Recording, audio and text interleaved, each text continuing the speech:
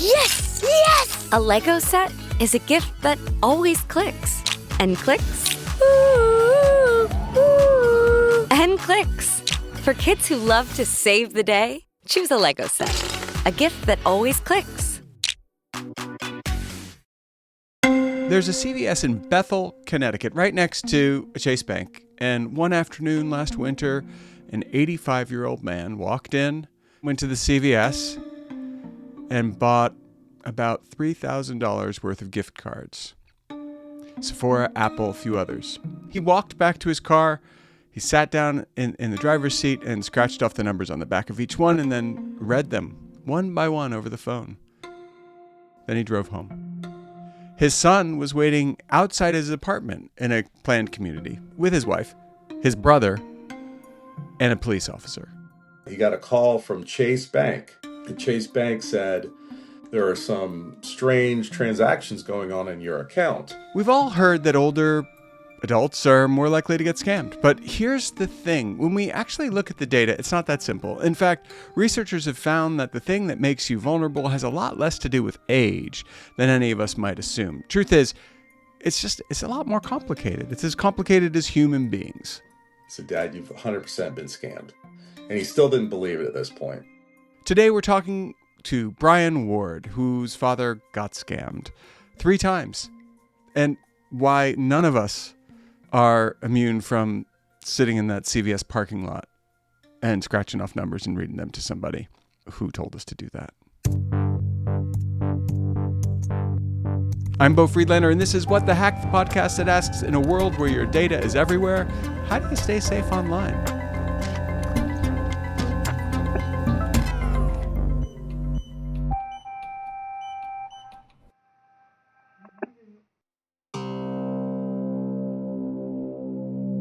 Brian Ward, thank you so much for joining us today on What the Hack.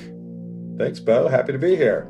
All right. Well, so listen, I hear that that you have a story, and it's a story that we've heard a few times, and it never ceases to amaze me how stubborn people can be about their scammers.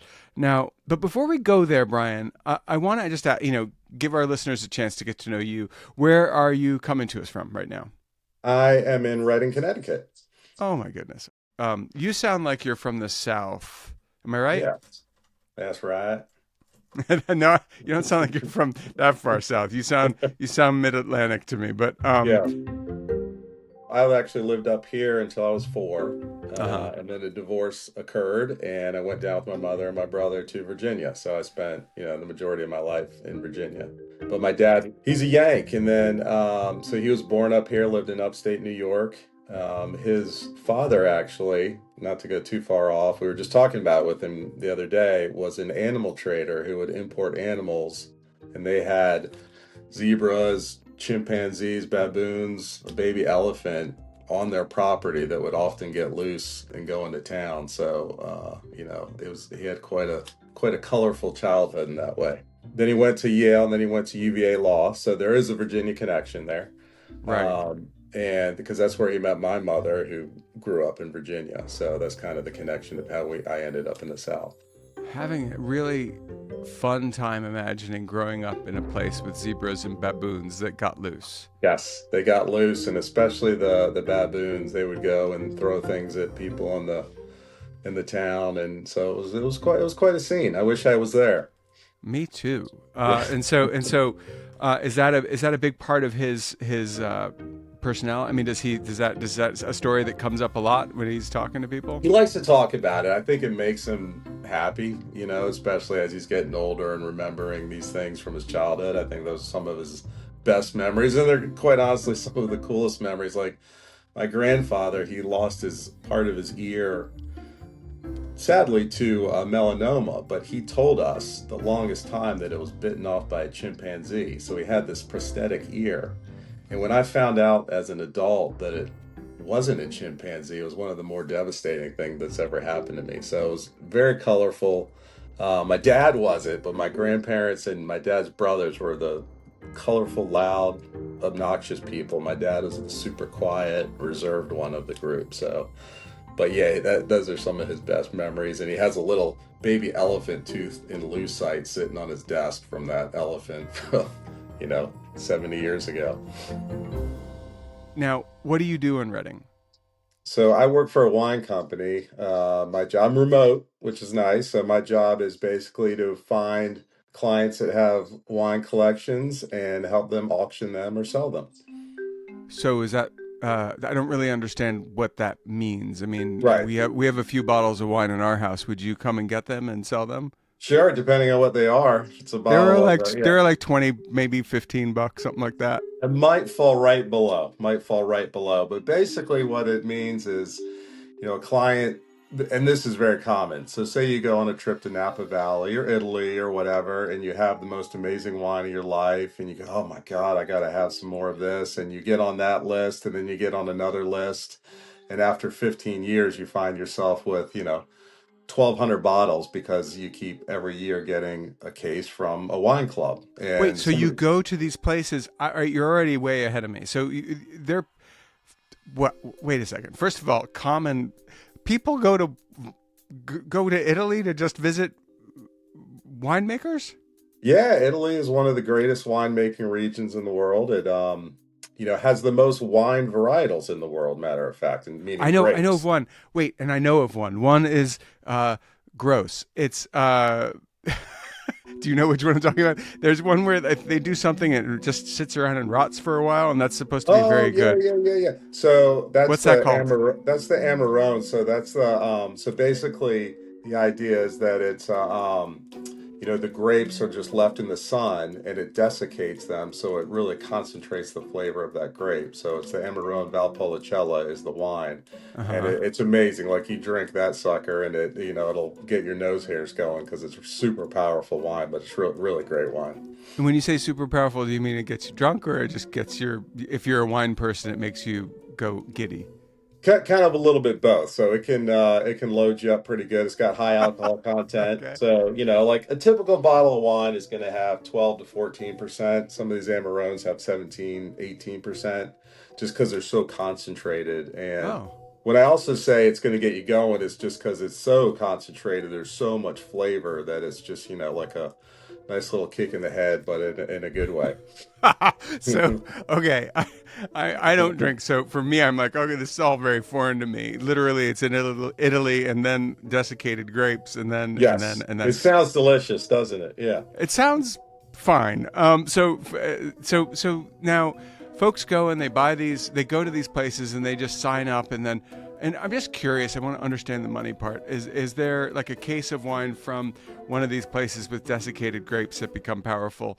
What does that case cost, generally speaking?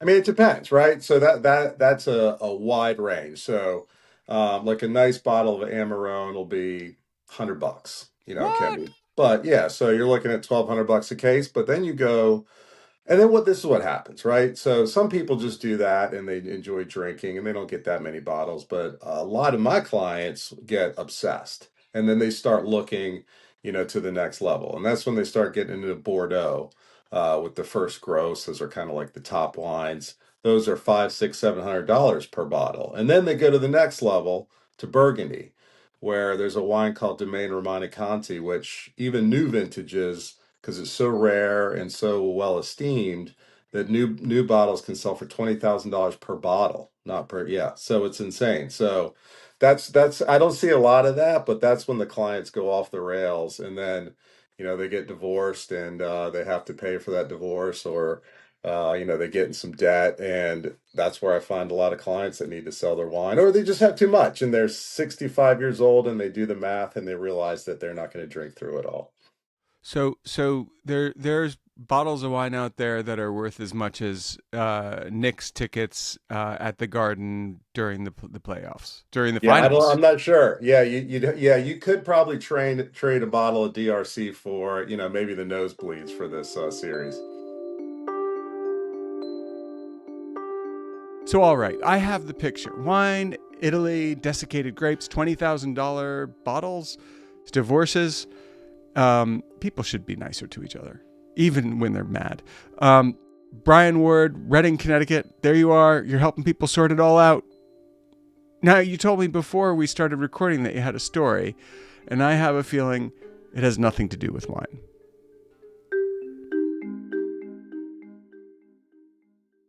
My dad, he's 85. He was a corporate attorney for a large multinational firm where he was general counsel. Went to Yale, really proud, kind of super smart guy, but he's getting older So and he's retired now, your dad? retired. He's retired. He's been retired for, God, I want to say 25, 30 years almost. He retired pretty young Okay. during a merger of companies that he was able to get the old-fashioned golden parachute on the way out. And so he started becoming very trusting, and technology was really not his thing. So when someone would tell him that there's a problem with his account, or you bought something by accident and they showed him the proof of it, he would tend to believe it and do whatever he thought was required to fix it. He's 85 now, and technology is a pretty new concept to him. And so he used to be, the big time corporate lawyer going through contracts. And speaking of the Knicks, he actually did a lot of the contracts for like Patrick Ewing. He was the head lawyer for Madison Square Garden back in Any the chance he 80s. could get Pat on the phone right now and Nah, guess? he's no longer involved. I tried with the Rangers. I've tried with everything, but no, he's like, So "That's why I don't he's wanna no know stranger. So he's no stranger to that sort of thing. But Yeah. but he is a stranger to the digital world. Exactly. Did he have a secretary helping him for most of his, or an Yeah, assistant helping absolutely. him? Yeah. So he didn't type his own stuff. He did. He No. had. Okay, so he's not used to digital assistants. He's used to human assistants. Human assistants, right. So it made him uncomfortable. So when he got someone on the phone that was calling him, telling him there was a problem, he would tend to believe that and ask them to help him. No, I understand. So your dad is 85 years old. He's retired. Does he live alone? Yeah, so here in Reading, there's a great retirement community that we recently moved him into back in, I guess, November of last year. So he's there. It's not assisted facility yet. He's kind of living alone, but he's always watched. He's always protected. I could actually walk to him through the woods, like a 5-minute walk. So Really? he does live alone, but he's not alone in any way, shape, or form. So he lives alone in an apartment in a community. Yes. I gotcha. Yeah. Yes. And you said that he's trusting. Is that what you said? Did I hear you say that he's very trusting? He is trusting of people that tell him they can help him with things that he's not familiar with, if that makes sense. It does make sense, especially a person who's not used to doing things for himself, especially if they're tedious. Right. Exactly. Okay. And if it's something he doesn't understand, and they say, "Hey, you have a problem here, but I can help you solve that problem, but I need you to do this." That's where he becomes overly trusting. Now, let me ask you this. Is your father identifiable as a resident of the community where he now lives? If someone were to go online and Google him, would that pop up? God, that's a good question, because he hasn't been involved in, he's been on boards and, but maybe, probably so. Let's try it. Now, what's your dad's name?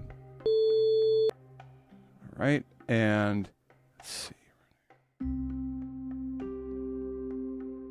Well. That's a lot of wells, because Dun, dun, dun. anyone Googling him is going to see that he's got ducats. He can afford the wine that you sell. Yes. Or that you appraise. That is true. And that is probably enough. And what's troubling about it is that it was that easy for me to find his name, find out how old he is, which means that he's probably going to be pretty susceptible to any number of ruses.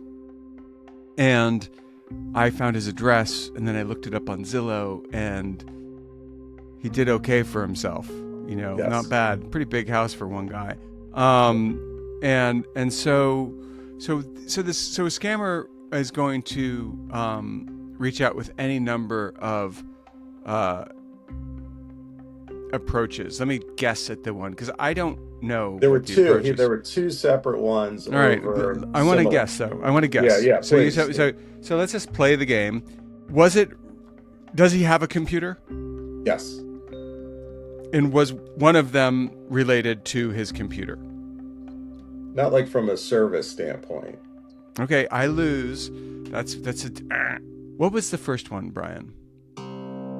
The first one was someone found out where he purchases things, and he got an email that said, your purchase of X from, like, I don't know, some bath store has gone through. It's getting ready to ship. If this is an incorrect order, please give us a call. And it was a place where he has bought things. Yes.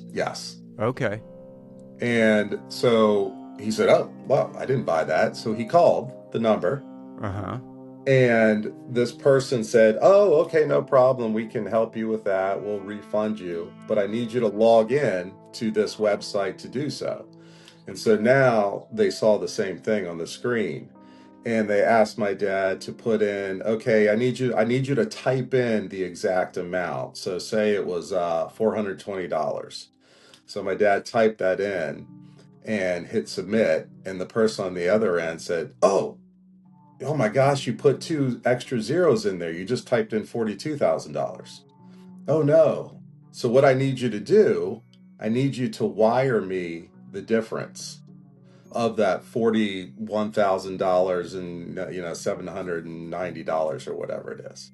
Mm-hmm. And that's the only way they can resolve this. How much was the overage in this case? It was $41,000 roughly. Okay. So he typed in 2 extra zeros. A mere pittance. Okay. A mere pittance, a drop in the bucket. Yeah. So he actually, you know what? There were 3 times. This was the first time. I'm sorry. So he actually attempted to make that wire, but luckily his financial advisor saw that and flagged it and canceled it. Perfect. Perfect. So that is the way it should go. Do you remember where he was shopping? No, but it was a bath type product like that. It was a small kind of little place like Johnny's Bath Shop or something like that for some bath products for my brother. Yeah.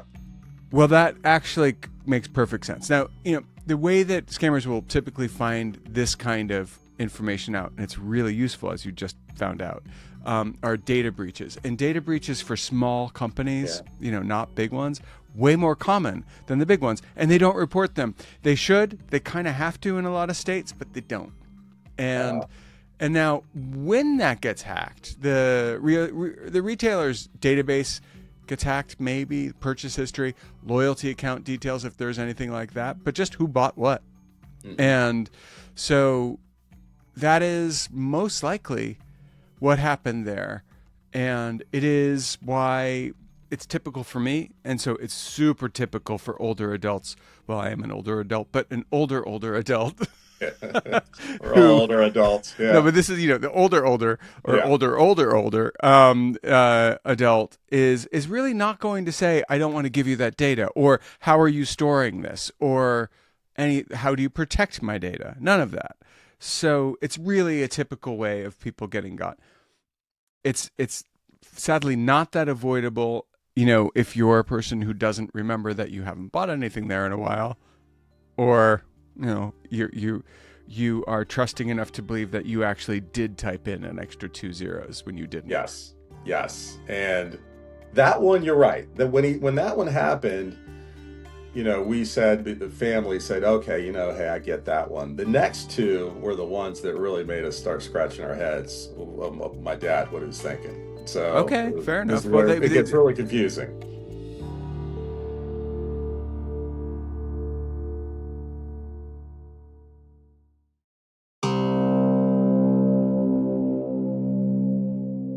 Okay, so there was this thing with probably a hacked store where your dad bought stuff and his information got stolen, and somebody added some zeros and scammed him and whatever, and then the financial advisor caught it, and then the wire never went through, so it didn't matter. And for a while, that felt like the end of the story, but it wasn't. So the second time, this is more recent. Similar setup. Oh, this is PayPal. So this one was a little bit more, large type company, and you've made a purchase, and no, I didn't make that purchase. Very similar setup, but the payoff, as it were, was quite different. So similar where he typed in again. I think he'd forgotten the first time. This one was a smaller number. Instead of $40,000, it was maybe $3,000. Like, oh, a $30 purchase. You typed in, I think you meant to type in, 30.00, but you typed in 3,000. Oh no. Or maybe it was actually, you know what? I'm sorry. Let me take that back 1 second. It was the person on the other end that accidentally typed in 3,000. So they said, oh my gosh, I just refunded you $3,000 by mistake. I'm going to lose my job. Is there any way that you can help me out? Oh, Okay, classic. sure. I'm happy to help you. What can I do? Well, I need to refund that money, but I can't do it with cash. So what I need are gift cards. If you can get me gift cards, and give me those numbers, then I'm able to make this go away on my end, and you got your $30 refund, and we're all square. So, I mean, obviously it's this common scam, but Right. the just so I understand what happened, he was told by the person who said they were from PayPal that they entered the number in wrong. Instead of $30, they entered $3,000, and because of the way that they did it, they could not fix the problem with cash. Right. They had to fix it with gift cards, which I guess would make no sense to anyone. But if you're a person for whom many things make no sense, because it's a brave new digital world, Yeah. that might work. Oh boy. So now, is this when your father is living in this community? Not yet. Not yet. Okay, so he's was- still in yeah. he's still in the other town. Yes. And he is living alone in that house, which is identifiable as like a pretty decent house. And this person, does he drive or does he not drive? He drives. So that's when he hopped in his car and he drove to, and the person instructed him, don't buy them all at one location, because they might ask questions. And we just want to make this nice and clean, because apparently, which I'm sure CVS and places like that have been, taught if an elderly person comes and buy gift cards, it's probably a scam. So he went to 3 or 4 different locations and bought Sephora, Apple, what have you, different gift cards, and then went and scratched them off and gave the codes to this individual, and then they were gone. So there was no tracing. They were gone. And they literally said, do not go to the same store, go to different stores and buy different kinds. It doesn't matter what kind of gift card you buy. I think they instructed them. I think there's a pattern, because in Scam 3, the pattern's similar of the type. For some reason, Sephora is a very popular one. I don't know if it was just coincidence. Apple. Well, it's products that people buy that are easy to turn, I bet. Now, this happened. He's living alone, and he went ahead and did that. Did you know that he did this, or did he tell you? No. So this actually happened over a 2-day period. Okay. Or possibly 3. So they made this call initially. They told him what he needed to do. The next day, he went out and bought these cards. And I have 3 other brothers, and one of them happened to be there, who's a little bit mentally challenged, but to his credit, he heard my dad talking to this individual on the phone, who was telling him that wasn't enough. He needed to go get more cards. And my brother heard him talking and thought something's not right here, because it was a very heated discussion. So he called one of my other brothers, and that's when we were alerted to what was going on. And this is the part that's hard for us, because my father didn't believe us that this was a scam, that, this idea of giving gift cards to a complete stranger was not a normal thing to do. So your dad didn't believe you. So who broke the news to him that you thought it? I mean, who said, Dad? Who was that? Was that you? That was not me, because I wasn't aware of it. My other younger brother was the one that said Dad, and he got on the phone with this individual, And this individual is so brazen that he was trying to convince my brother that, yes, this in fact is normal. Please put me back on the phone with I can only talk to him about this. And then he heard this individual telling my dad, who are you going to believe, me or your son? And that's luckily when my dad snapped out of it and hung up on the guy and realized that, wait a minute, this is a scam. Because, also probably because he respects his son, and he was like, Yes. how dare you talk about my child that way? Yes. Yes. And also, you don't say that to a former general counsel attorney who went to Yale without actually incurring the wrath of God. Right. I mean, there's a certain point where that person just has enough pride to be like, whoa, excuse me. Who do you think you're talking to? Yeah. And thankfully, because this individual, which we saw patterned in the next one, was going to just keep going.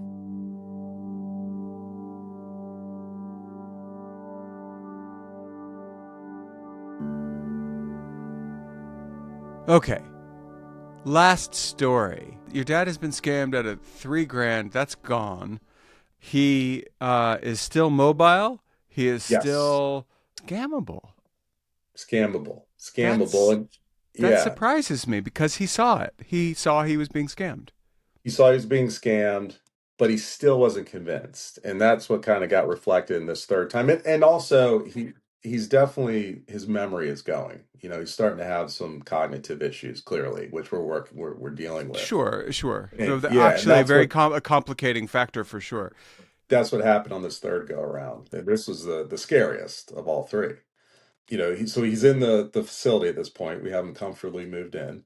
He has the same number he's always had, so he didn't change that. He got a call from Chase Bank. And Chase Bank said, there are some strange transactions going on in your account.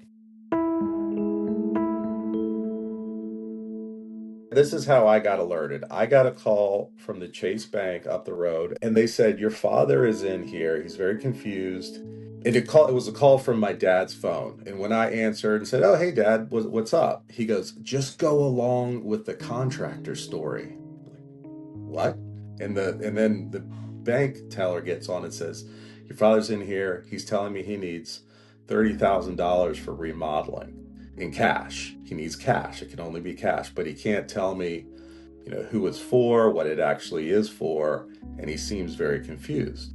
So I got back on the phone with my dad trying to find out what's going on, calm him down because he's getting quite irritated at this point. And the teller says, I'm sorry, I can't. And I said, okay, Dad, I'm going to meet you back at your place. Let's get together and we can talk about this and figure this out. He says, okay, hangs up. He goes, okay, fine, I'll meet you back. I couldn't get in touch with him. I'm calling. He accidentally answers. I think he meant to hit, hang up. And I hear him talking to someone about Sephora gift cards. Did that one go through? Yes, that one went through. Okay, great. So I figure out right away there's a CVS right next to the Chase Bank. So I call the CVS and they say, oh yes, he was in here, but he just left. And he bought about, and this is where the CVS idea broke down a little bit. He bought about $3,000 worth of gift cards. So we called the police at that point. And CVS did not stop him from doing that? They did not stop him. No, they did not stop him in this case. Interesting. Okay. So we call the police, and they meet us at the facility, and I'm calling him, and I can't get in touch with him, so we're outside his apartment door. Finally, he answers, and he says, oh yeah, I'm almost home, and I'm trying to tell him what's going on. The line goes dead. Oh boy. And so he finally pulls in, but he had been apparently sitting in his car scratching off the numbers to give to this person. So that's another $3,000 or $4,000. We're not 100% sure how much, because he was able to get cash from the ATM apparently. And when I see him, he knows something's wrong. He knows because I said, Dad, we're all here, myself, my wife, my brother, and a police officer. And he says, oh boy. I said, Dad, you've been scammed. He goes, I don't think so. I said, Dad, you've 100% been scammed. And he still didn't believe it at this point. So what did sink in was that the police officer explained to him exactly what happened. My dad showed him the phone number that called. He said, look, this is like some random number that has no association with Chase. The woman called back. It was a woman this time. A woman this time. Clara Harper, I think was her name. Okay. She called back. The police officer answers the phone. She is so brazen that she is arguing with the police officer that this is Chase Bank. She can only talk with and that she would like his name and badge number. And so the police officer, you can imagine, got rather upset and said they were going to do a warrant on her number. And that, but they clearly know that they're not going to get caught. So that's what happened, and hung up. And, you know, we put some things in place on my dad's phone and, you know, some other financial things. But he did not believe that this was a scam until the police officer showed him. So, and one final thing that really blew our mind is he was in Chase Bank talking to what he thought was Chase Bank, who was telling him to lie to the teller that it was for a remodeling. So he was lying to Chase Bank while trying to deal with the Chase Bank matter. And that was Clara Harper on the phone, or whoever. That was Clara Harper, it was clearly a call center overseas. Yeah, it was a call center almost certainly in Southeast Asia. Oh, could have been. And the level of aggression is matched. And this is the part that people don't understand is there's two victims in this kind of crime, because if this was a call from a Southeast scam compound, Clara Harper, which is a kind of name you might find in a colonial African country, in imagination about a good English name, you know, is almost certainly being tortured and is almost certainly there against their will. And it was we did wonder that and felt somewhat bad about that, but you know, as the saying goes, hurt people, and there's in that moment where the crime is being committed. Yes, it's fine if you have the capacity to have compassion for the person committing the crime. Great, more power to you. But you must stop the crime. Yes, you must say no. And one can politely hang up and say no. But you know, may I ask, what did you put in place on your father's phone? Because I was going to get into like what some measures are people can take who have similar problems. Because what happens in this situation is often that the scammed identify more with the scammer than they do their own family. Yeah. And she was so convincing to him that he was convinced that gift cards were going to solve this problem and that it was a perfectly acceptable thing. So what we put in place, and we'll see how successful this is because this has only been a couple of weeks, on his phone we have where it only rings through contacts that he has in his phone. So if it's a non-known number that he's never talked to or received a call from or made a contact, it goes silent. And they can leave a voicemail, and then we can kind of work with him to see if there's anything he missed. So for his phone, that's what we put in place. You know, we've also, you know, luckily he has a financial manager and those sorts of things where we can move his bank account to them. And we have power of attorney as myself and my brothers to be able to help him kind of manage his affairs so he doesn't have to deal with things like this. And I have kind of overriding power of attorney where if there's anything like that, any strange activity in his bank account, I can stop it. So those are a few of the things that we put in place so far. But I tell you what, Beau, I don't know if you've ever seen Eddie Murphy Raw. There was a great line that I feel my dad really felt, and it flashes back to when he's a little kid and he's telling a story to his family. And one of the funniest things, I don't know why I find it so funny, but then he says, and then he kicked him in the ding ding. And that is what happened to my poor dad. Your dad got kicked in the ding ding. He got kicked in the ding ding.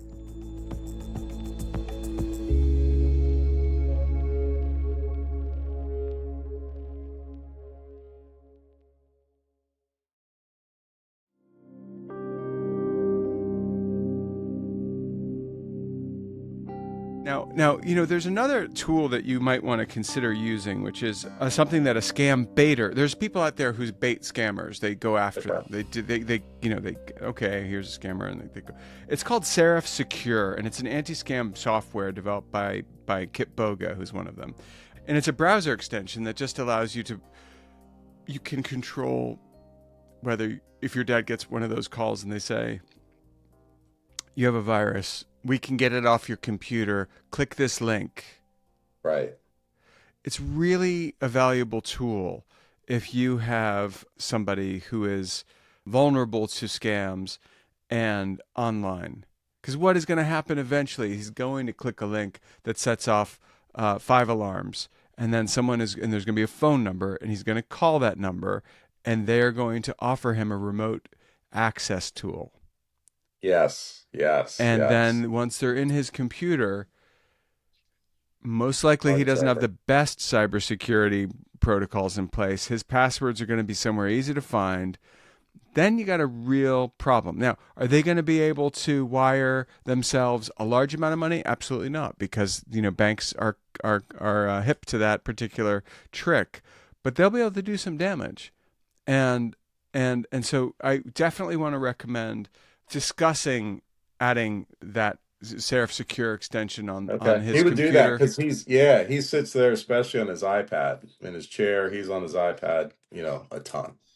Well, I would just make sure that whatever tools you can put in place to kind of get him safe from the obvious ones where people are trying to get into his device or trying to get into his head. They're both a problem. That's something you can do. And there's not the only other thing that you can do, I think, is really keep communication open, because a lot of the time older adults, especially ones who live alone, will have all the support in the world from their family, but it's a separate and different kind of loneliness that makes them susceptible to these scammers. Yeah. No, you're absolutely right. And I feel that because my stepmother passed away about a year ago. And so ever since then, he's been very lonely. And, we talked to him about making friends at this facility. And he's like, I'm fine. And he just says hi. He doesn't want to get involved yet. So I think you're absolutely right. That could be a big part of it. Yeah. I mean, just that, it's okay to talk about what's going on. Like, oh, you wouldn't believe it. I typed in a number wrong, and now I got to go get a bunch of gift cards. Like, yeah.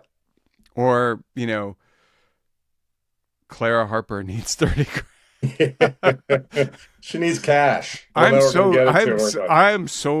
tell you, how dumb are you, Dad? I am so dumb, but it's a problem when people don't have a sense of humor about it and don't have a sense of the no wrong answers version of going through life. Yeah.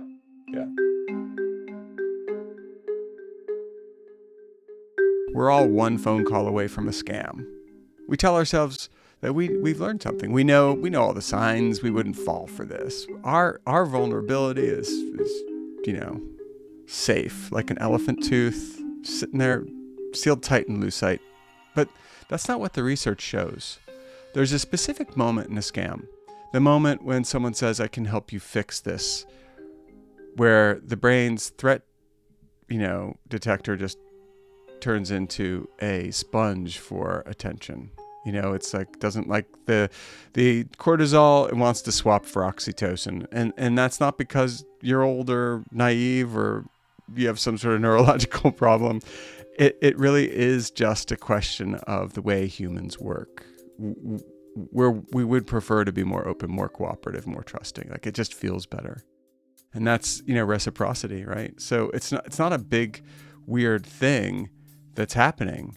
It's a feature of our operating system. I hate to say that because we don't have operating systems, but you know what I mean. It's what makes us awesome, and it's what makes scams suck, because scammers don't hack your weaknesses; they hack your humanity.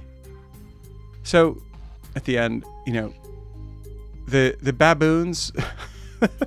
I mean, whatever, or zebras, or whatever you want to say. I hate to say animals, actually, because animals are usually a lot cooler than humans. The threat actors are out there, and and they're always out there, and they know how to talk to you. They know how to soothe you better than you do. That's their job. But now your job is to know they're doing that and be more careful.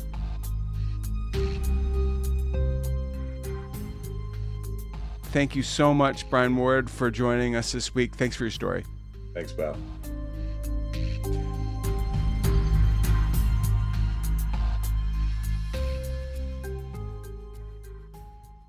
And now it's time for our tinfoil swan. If you want to protect an older adult in your life, I do think that you want to put controls on their phone, and that is one way. So make sure that their phone won't ring if the number that's calling them isn't already in their contacts. That's one thing you can do.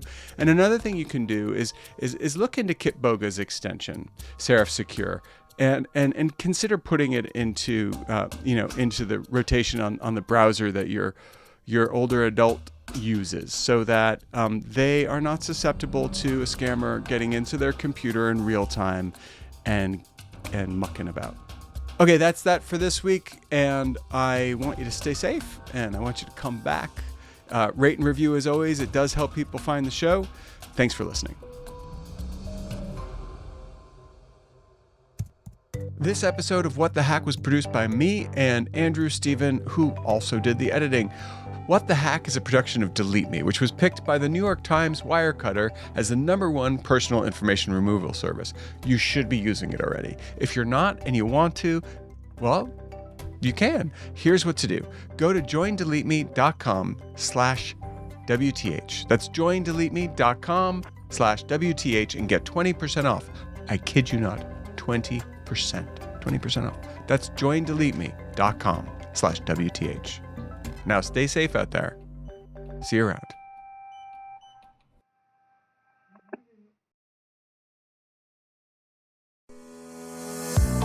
From artificial intelligence to the gig economy to global volatility, the economy is changing at a dizzying pace. Enter the Managing the Future of Work podcast, the chart-topping and critically acclaimed podcast from Harvard Business School, hosted by me, Bill Kerr, and my Managing the Future of Work project co-chair, Joe Fuller. This show explores technology trends, demographic changes, the rise of the care economy, and many other forces transforming the landscape of work. We'll highlight the insights of business leaders, technologists, and experts like Business Roundtable's Kristen Silberg on corporate workforce strategy, and Khan Academy founder Sal Khan on AI, education, and the future of work. With more than 2.5 million downloads and close to 300 episodes, there is something for everyone. Follow HBS Managing the Future of Work on Apple Podcasts, Spotify, or wherever you're listening now.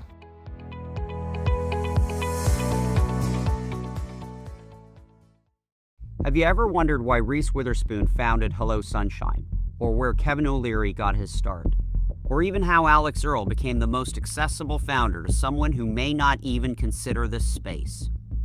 Enter The Founder Mindset, the new podcast from Harvard Business School Foundry, hosted by me, Reza Satchu.